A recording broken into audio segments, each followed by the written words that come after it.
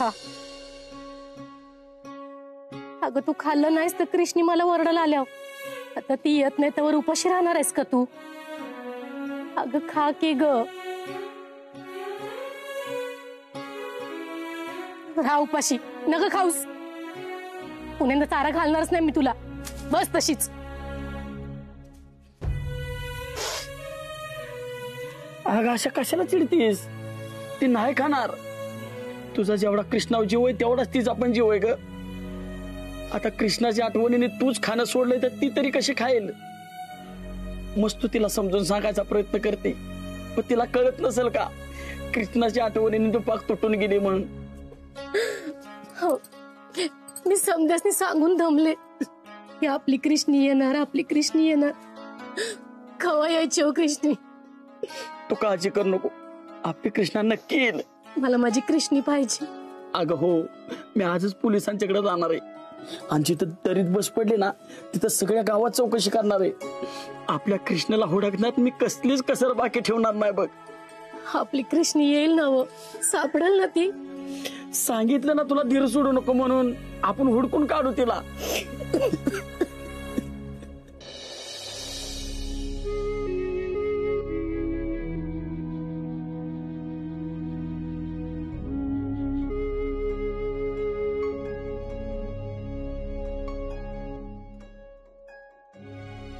आजी, अगं काहीच कळना झालंय. काय चाललंय हे सगळं आयुष्यात माझ्या? मला कळतंय पोरा, कधी कधी आयुष्य जन्माचं वैर असल्यागत वागतंय बघ आपल्यावर. अशा वेळी शांत राहायचं. जे घडतंय ना ते फक्त बघत राहायचं. सगळं खरंय तुझं. एकीकडं अंतरा आहे जिची ह्या सगळ्यात काही बी चूक नाही, तरी तिला सगळं भोगावं लागतंय. अगं तिला माझ्या संग लग्न करायचं आहे आणि दुसरीकडं माझं कृष्णा संग लग्न झाले. ती कुठं हाय, कशी हाय, काहीच माहित नाही मला. अगं काय करू काहीच कळना झाले. काही गोष्टी काळावर सोडून द्यायच्या असतात राया. काळच त्याची उत्तरं देतो बघ. कृष्णा, तिला माझ्यासारखा नवरा नको होता. तिला शिकलेला नवरा पाहिजे होता. तरी पण ती माझ्या संग लग्नाला कस काय उभी राहिली? भाऊसाहेबांची इज्जत वाचवण्यासाठी स्वतःच्या स्वप्नांचा बळी का दिला तिनं? कारण ती स्वतःपेक्षा जास्त दुसऱ्यांचा विचार करणारी पोर आहे. अशा मुली आजकाल मिळत नाही राया, ज्या स्वतःच्या आधी दुसऱ्याच्या आनंदाचा, सुखाचा विचार करतात. तुलाही नशिबान आहेस राया, तुला कृष्णासारखी बायको मिळाली. अगं आजी, लग्न झालं त्या दिवसापासूनच माझी बायको बेपत्ता आहे. कुठं आहे, कशी आहे, काहीच माहित नाही मला. दुसरीकडे जिच्या संग माझं लग्न ठरलं होतं ती लग्नाला मागं लागले. आजी, आता तूच सांग मला, काय करू मी? राया, तुझं आयुष्य आहे, तूच ठर. मी काय बोलणार र, पण एक गोष्ट सांगते, मनावर हात ठेवून मनाचं ऐक. माणसाचं मन कधीच त्याला फसवत नाही. असं कसं लग्न करायचं नाही राहिला? त्याला लग्न करावंच लागेल. समजतो कोणतं स्वतःला? त्याला काय वाटतं? फार हिरो समजतो तो स्वतःला. मी त्याच्या घरी तोपर्यंत थांबून राहणार जोपर्यंत तुम्हाला लग्नाला हो म्हणत नाही. मी कोणासाठी काही थांबणार नाहीये. मला कोणाचं काही ऐकायचं नाहीये. मला लग्न करायचं रायाशी. असं लग्न होणार आहे का तुझं? आणि असं जाणार आहेस का चालत? म्हणजे दुसऱ्या मिनिटाला ते राहायला कळेल की ऍक्सिडेंट वगैरे सगळं खोटं होतं, आपण नाटक करत होतो. मग तुला वाटतंय राया तुझ्याशी लग्न करेल? अगं लग्न तर सोड, तो तुझं तोंड पण बघणार नाही आयुष्यभर. मग काय करू मी? बिन लग्नाची राहू का दुसऱ्या कोणाशी लग्न करू? काही करायचं नाही, फक्त धीरानं घे. अजून किती धीराने घेऊ? एवढे दिवस धरला होता ना धीर. अजून किती दिवस थांबू लग्नासाठी डॅड? हे सगळं तू गुलीला विचार. ती तुझं लग्न लावणार म्हणजे लावणार.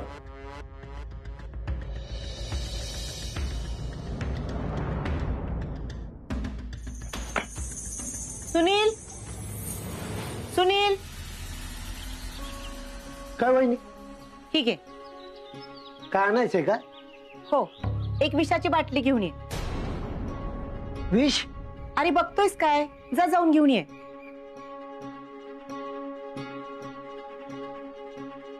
काय चालवलंय तुम्ही? प्रदीप दादानी मागवलेली ना, त्याला देऊन येते. मला नाही हो रायाची ही अवस्था बघवत. तो मनाने किती खचलाय दिसतंय ना.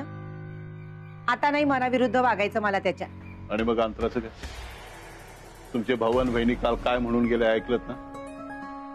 आपल्यामुळे त्यांच्यावर ही वेळ आली. मी जाऊन येते दादाच्या घरी अंतरेला भेटून. त्यांची माफी मागते, हात जोडते, पाया पडते, नाक घासते आणि सांगते त्यांना की आम्हाला आमच्या रायाच्या मनाच्या विरुद्ध काही नाही करायचं. लग्नाचं आपण नंतर बघूया. मला नाही हो रायाची ही अवस्था बघवत. हो, आम्हाला पण बघवत नाही. पण म्हणून तुम्ही हे जे काही करताय ना, ते करायची काही गरज नाही. आम्ही बोलतो रायाशी. तुम्ही बोलणार होय त्याच्याशी? जेव्हा जेव्हा त्याला गरज होती तेव्हा तुम्ही नाही बोललात. त्याला शिक्षणातलं काही कळत नव्हतं, तुम्ही नाही बोललात. त्यांनी शिक्षण सोडून दिलं तरीही तुम्ही नाही बोललात. आयुष्यात त्याला काय करावं कळत नव्हतं तरीही तुम्ही नाही बोललात. त्यांनी कारखान्याचं काम पाहिलं तरीही तुम्ही नाही बोललात. एका कारखान्याचे त्यांनी 5 कारखाने केले, देशभर हळद पाठवली. का? तर तुम्ही त्याचं कौतुक करावं म्हणून. तरीही तुम्ही नाही बोललात. मग मी कसा विश्वास ठेवू की तुम्ही आता तरी बोलाल? हो, आम्ही नाही बोललो त्याच्याशी, नाही केलं त्याचं कौतुक. कारण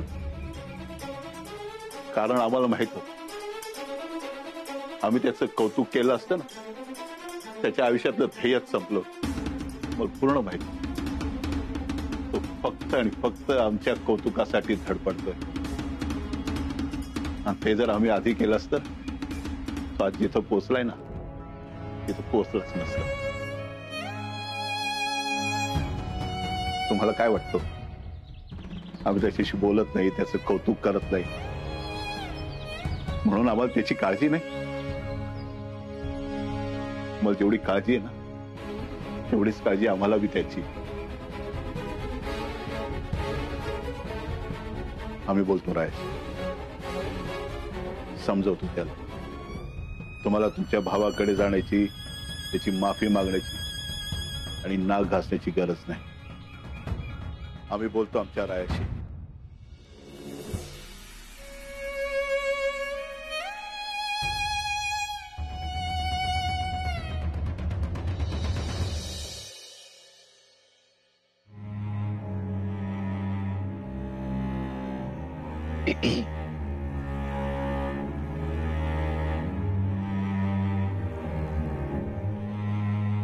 राया, आम्हाला तुमच्याशी थोडं बोलायचं होतं.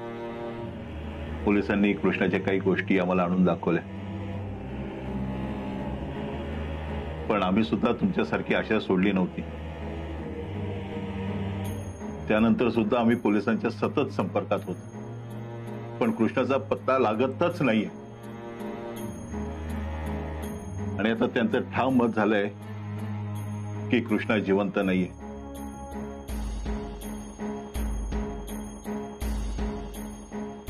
आणि राया, आम्हाला सुद्धा तेच वाटतं. हो, पण ती जोपर्यंत सापडत नाहीत तोपर्यंत आपण कशावरच विश्वास ठेवायला नको. आता कशी सापडेल ती? ती मेली असेल, जंगलात एखाद्या प्राण्याने तिला फरफटत नेली बी असेल, आणि जंगलात वाघ बिगा असेल तर. बस, एवढं विस्कटून सांगायची गरज नाही.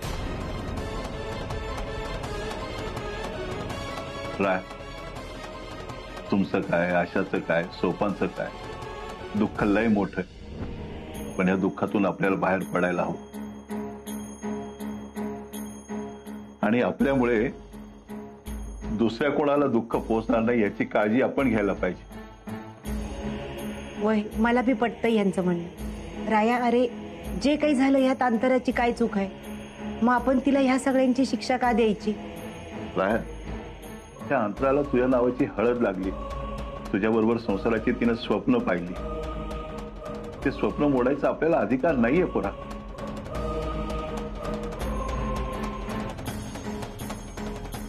त्यामुळे राया, आम्हाला वाटतं की तुम्ही लग्न करा. झालंय माझं जेवण.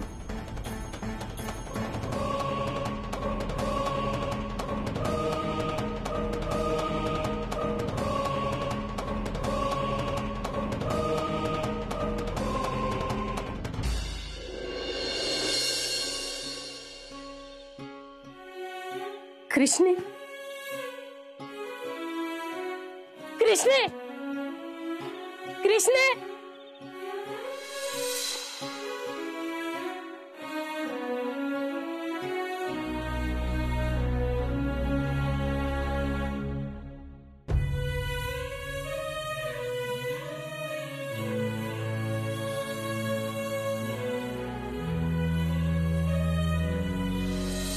पाय पुढं कर. दमाना.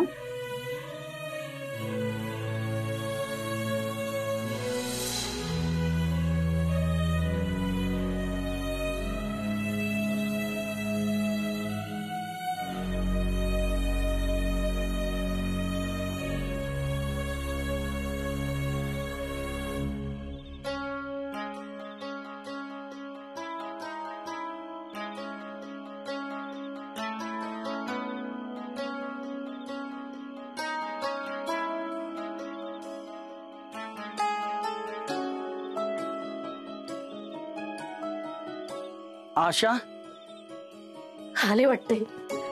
कुठे आपले कृष्णा? हा, कृष्णे, कृष्णे, कृष्णे. अहो कुठे कृष्णा? अहो कुठे कृष्णी? सगळीकडे चौकशी केली पण कुठं कायच पत्त्या लागा ना ग. अहो तुम्ही तिला नीट हुडकलंच नसणार बघा. आणि रस्ता चुकली असेल का होती? आणि तुम्हाला माहितीये की आपली कृष्णी आपल्या बिगर एक क्षण सुद्धा राहू शकत नाही. तर मी तुम्ही तिला एकटीला सोडून आलात होय असं? उठा उठा, आधी तिला शोधून आणा. अगं कुठं हुडकू? आधी तिला हुडका. मला काय बी माहित नाही, मला माझी कृष्णी पाहिजे. जा. अगं सगळ्या जागा, सगळी गावची गावं पालती घातली, कुठं पत्ता लागा ना.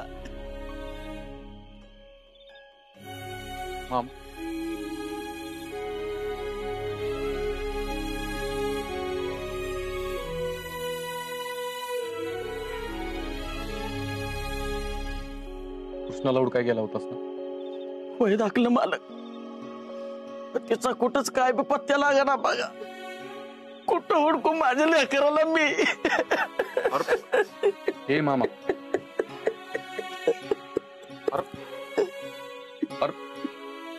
अशी हार मानून कसं चालेल रे? कृष्णा नक्की सापडेल बघ. तुम्ही दोघं असं रडलेलं कृष्णाला अजिबात आवडणार नाही. धाकलं मालक, हे काय नशिबाला आलंय आमच्या बघा. तुम्ही आमचं जावई झालात पण तुमचं आनंदाने स्वागत बी करू शकत नाही आम्ही. पहिल्यांदा आमच्या घरी आलात, ती बी असं. नकालय मनाला लावून घेऊ. तुमच्या मनाची घालमेल समजू शकतो मी. आमच्यामुळे तुमच्या वाट्याला हे सगळं आलं. माफ करा आम्हाला. अहो असं काय करताय दाखलं मालक? तुमचं काय चुक आहे? अहो शेवटीची नशिबाला आलंय ते कोणाला कधी चुकलंय का? अंतराचा बी ऍक्सिडेंट झाला असं ऐकलं. बरी आहे ना होती? देवा, त्या पोरीला काय होऊन देऊ नगस र. तुमची लेख सापडणं झाल्यात तरी तुम्ही. अहो ती अंतरा बी कुणाची तरी लेखच आहे की.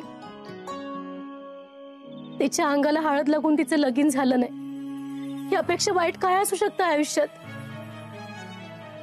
आता आयुष्यभर तिच्या मनाला ही गोष्ट खात राहील, तिच्या आईबापांनी कसं जुळवायचं तिचं लगीन? मांडवा पतूर आली आणि लगीन झालं नाही. यो गाव लई मोठा असतोय. देव तिला तो सोसायची ताकद देव. काळजी घ्या. येतो मी.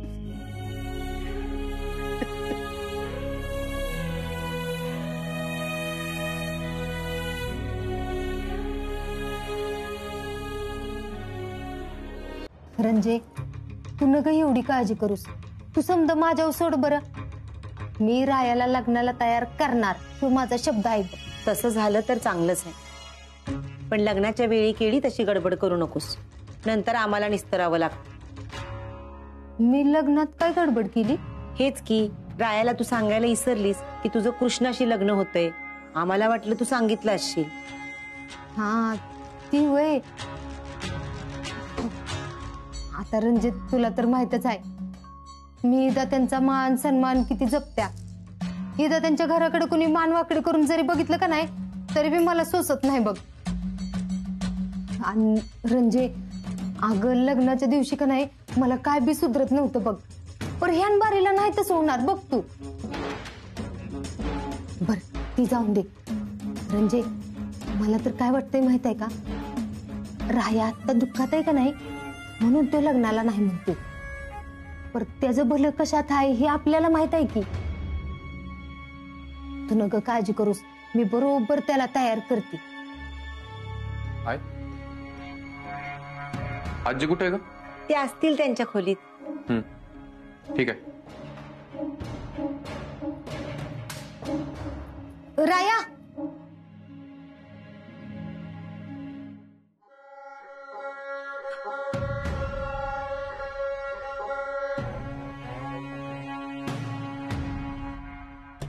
राया हे बघ, जी हातातनं निष्ठून गेले त्याचा लय विचार करत बसू नगस. पण जी समोर आहे ती हातातनं निष्ठून देऊ नगस म्हणजे झालं. हे बघ, तुझ्या ना अंतराच्या लग्नाचा चढदिशी निर्णय घे. ते शक्य नाही. कृष्णा सापडल्याशिवाय मी लग्नाचा विचार पण करू शकत नाही. आणि तुम्ही पण हे विषय सोडून द्या आता.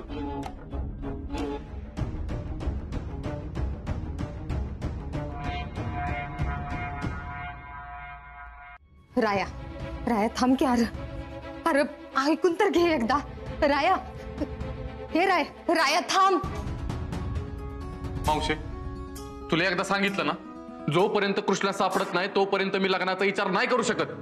ठीक आहे नको करूस, बघ तिची वाट. पर तू जिची एवढी काळजी करतोयस ना, तर तिने तुझ्याशी लगीन नक्की कशा पाय केलंय हे तर तुला माहित आहे का? भाऊसाहेबांची इज्जत जाऊ नये म्हणून. असं फक्त तुला वाटतंय राया. तिने पैशासाठी लगीन केलंय, स्वार्थासाठी केलंय. तिला फक्त पैसा पाहिजे होता. तिचा पहिल्यापासून तुझ्या पैशाव तुझ्या कारखान्यावर डोळा होता. म्हणून तर भाऊसाहेबांशी गोड बोलून ती कारखान्यावर कामाला आली. हळूहळू तिने चांगली पोस्ट मिळवली, केबिन मिळवलं. आणि मग काय, समजा हिशेब आपल्या ताब्यात ठेवला. तिला असं वाटलं आपण जर रायाशी लगीन केलं तर तो काय शिकलेला आहे बी तवा. आपल्या हुशारीने ही समजा आपल्या ताब्यात घेता येईल.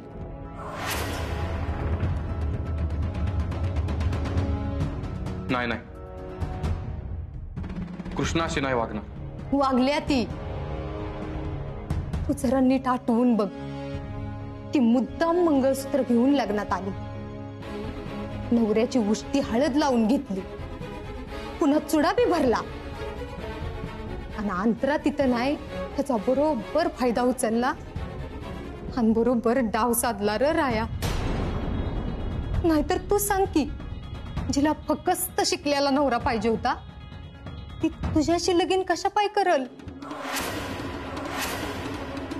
पर देवानी तिला तिच्या कर्माची फळं दिली. हितच करायचंय आणि हितच फेडायचंय म्हणते ती का नाही? ही एकदम बरोबर आहे बघ राया. लेकरं ऐक माझं, तू बी आता कृष्णीचा विषय कायमचा मनातून काढून टाक. अंतरा तुझ्यासाठी बनल्या, अंतराशी लगीन कर. तिचा तुझ्यात लय जीव गुंतलाय र. तिने जर उद्या तिच्या जीवाचं काय बरं वाईट करून घेतलं तर काय करणार आहे? तू जर लग्नाला तयार झालास का नाही राया, तर भाऊसाहेबांनी बी लय बरं वाटेल बघ. बाकी समजा तुझ्या हातात आहे. तू जसं ठरवशील तसं.